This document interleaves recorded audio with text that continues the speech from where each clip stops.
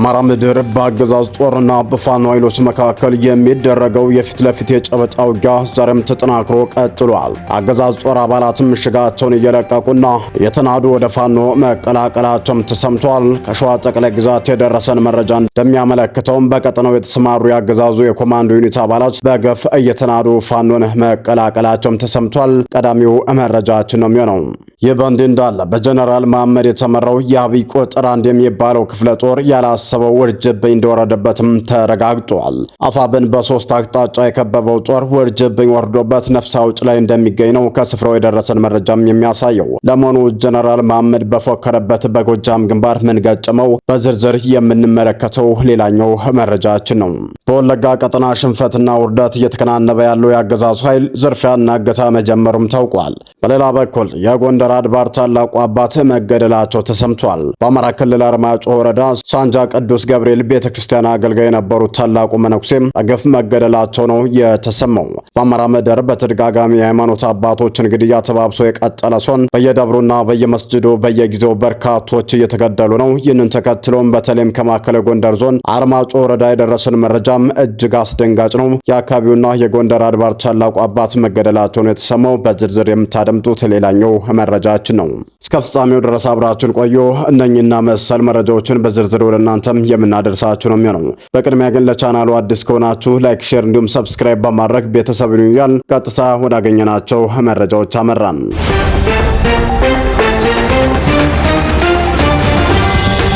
ወደ ቀዳሚው መረጃችን ስናመራ ጀብደኛው የሚኒሊክ ዕዝ 105ኛ ኮር በሮቢትና ደማስቄ ከተሞችን መቆጣጠሩ ተሰምቷል። የሚኒሊክ ዕዝ 105ኛ ኮር 45ኛ መብረቅ ክፍለ ጦር በሮቢትና ደማስቆ ከተሞችን ተቆጣጥሯል። 45ኛ መብረቅ ክፍለ ጦር አካል የሆነው የደምሰው ጎሹ ሻለቃ ዛሬ ሐምሌ 21 ቀን 2018 ዓ.ም ረፋድ ላይ አገዛዙ መሽጎበት በነበረ ቦታ ላይ ድንገተኛና መብረቃዊ ጥቃት በመሰንዘር ነው ከተሞቹን ሊቆጣጠር የቻለው። በዚህም በደረሰበት ከባድ ምት የአገዛዙ ኃይል ምሽጉን ለቆ ወደ ጉዲ ከተማ የፈረጠጠ ሲሆን የዓለሚ ቀጠናን ሙሉ በሙሉ በቁጥጥራቸው ስር ያዋሉት የሻለቃ አባላት በርካታ የነፍስ ወከፍ መሳሪያዎችንና ቁሳቁሶችንም በቁጥጥር ስራቸው ማላቸውም ችለዋል። ከዚህ በተጨማሪም ኮሎኔል ያሲን የሚባል የአብይ አህመድ ከፍተኛ አድናቆት ይቸረው የነበረ ኮሎኔል በዚሁ በሮቤት አቅጣጫ በነበረ ውጊያ መደምሰሱ ነው የተገለጸው።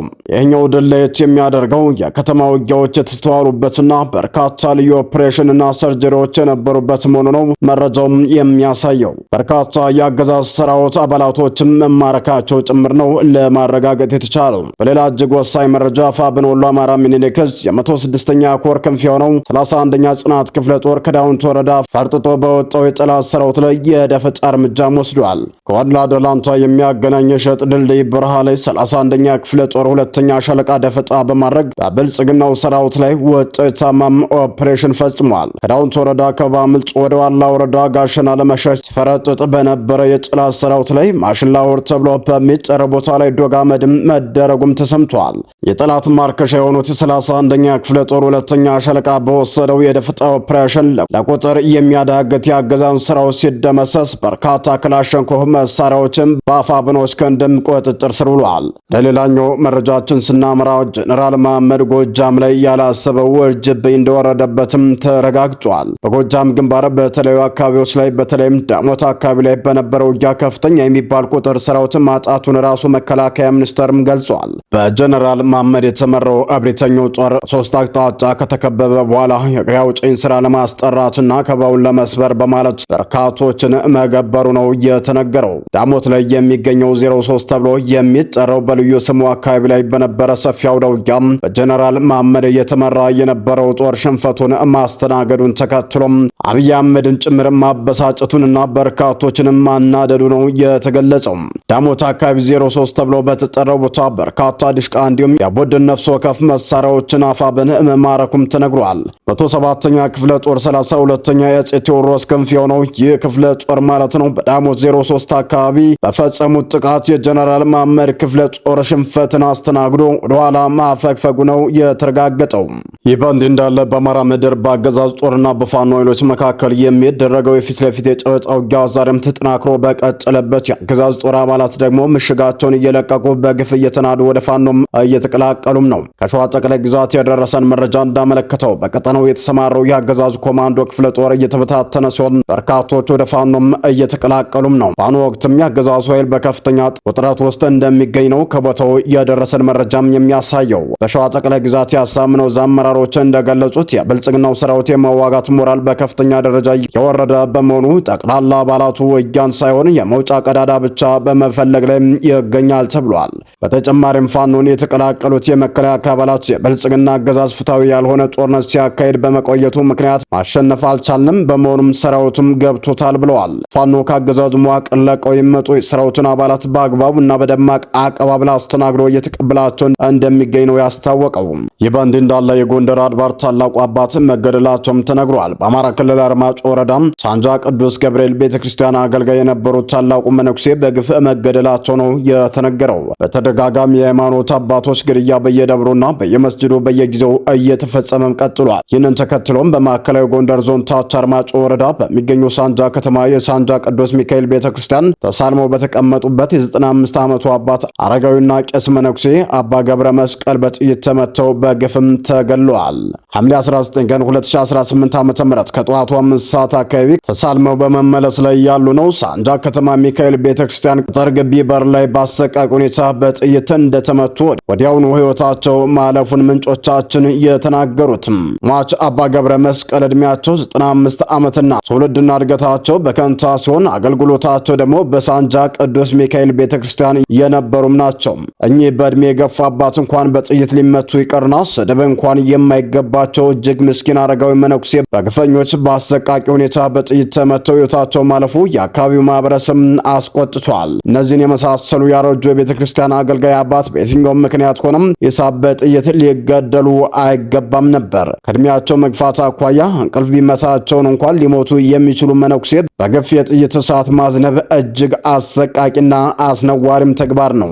በመጨረሻም ወደ ባህር ማዶ ወዳገኘናቸው መረጃዎች ስናመራ የዩክሬን የውጭ ጉዳይ ሚኒስትር አንድሪያ ሲቢያ በኤክስ ገጻቸው ባሰፈሩት ጽሑፍ የኢራን ዛቻ ምክንያት የለሽና መሰረተ ቢስ ነው ብለዋል። ቴህራን ውስጥ ያሉ አገዛዝ ከ2022 ጀምሮ ዩክሬናውያን የተገደሉባቸውን የጦር መሳሪያዎች እያቀረበ የሞስኮን ወንጀለኛ ጦርነት አጋግሏል። በዚህም ሩሲያ ዩክሬን ላይ የምትፈጽመውን ወረራ ቀጥተኛ ተባባሪ ነው ሲሉም ከሰዋል። የዩክሬን ፕሬዝዳንት ቮሎዲሚር ዜሌንስኪ የአገሪቱን ጦር ኃይሎች በካስፒያን ባህር ላይ በፈጸሙት የረጅም ርቀት ጥቃቶች እጅግ ጥሩ ውጤት ማስመዝገባቸውን ያስታወቁት ቅዳሜ ዕለት ነበር። ከዚህ ጥቃቶች በኢራን ጋር ግንኙነት ያላቸው ወታደራዊ ጭነቶች ለማጓጓዝ ሲውል የነበሩ መርከቦች መመታታቸውንም ገልጸዋል። የዩክሬን ደህንነት አገልግሎት በበኩሉ በሰሜናዊ ካስፒያን ባህር የሚገኝ የነዳጅ መሰረተ ልማት በድሮን መመታቱንም አስታውቋል። የሩሲያ ሚሳይል የታጠቀ ጀልባ እንዲሁም ዓለም አቀፍ ማዕቀብ የተጣለባቸው የጭነት መርከቦች ኢላማ መደረጋቸውንም ገልጿል።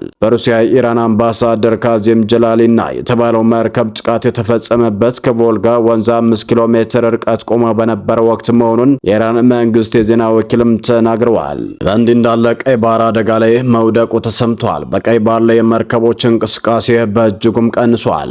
ሁቲዎች ከሳውዲ ጋር የተገናኙ መርከቦች ላይ የሚሰነዝሩትን ጥቃት ማጠናከራቸውን ተከትሎ በቀይ ባህር ላይ የመርከቦች እንቅስቃሴ በእጅጉም ቀንሷል።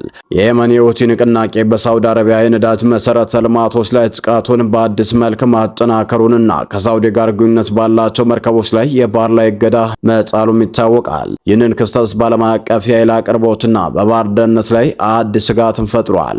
ሮይተርስ የመርከብ ተከታታይ መረጃዎችን ጠቅሶ እንደዘገበው ትናንት ሐምሌ 20 ቀን 2018 ዓ.ም በባቤል ወደብ በኩል ማለፍ የቻሉት 11 የንግድ መርከቦች ብቻ እንደሆኑና ይህም በጥቂት ወራት ውስጥ ዝቅተኛው የዕለታዊ እንቅስቃሴ ቁጥር ሆኖም ተመዝግቧል። ከነዚህ ውስጥም 7ቱ የነዳጅ ጫኝ መርከቦች ሲሆኑ ከነዚህ መካከል 2ቱ ወደ ሳውዲ አረቢያ የአምቦ ወደብ ነዳጅ ለመጫን የሚያመሩ ግዙፍ የክሩድ ነዳጅ ጫኞች ናቸውም ተብሏል። ቀሪዎቹ 4 መርከቦች ደግሞ የሳውዲ ኤሚሬትስና የሩሲያ ነዳጅ ጭነው በዋነኝነት ወደ ቻይናና ፓኪስታን በመጓዝ ላይ የነበሩ ናቸው ተብሏል። ሰላም ጤና ይስጥልን። የተወደዳችሁና የተከበራችሁ የሚዲያችን ቤተሰቦች ለሰዓቱ የነበሩን መረጃዎች እነዚህን ይመስሉ ነበር። በሌላ መረጃዎች እስከምንገናኝ በያላችሁበት ሰላም ቆዩልን።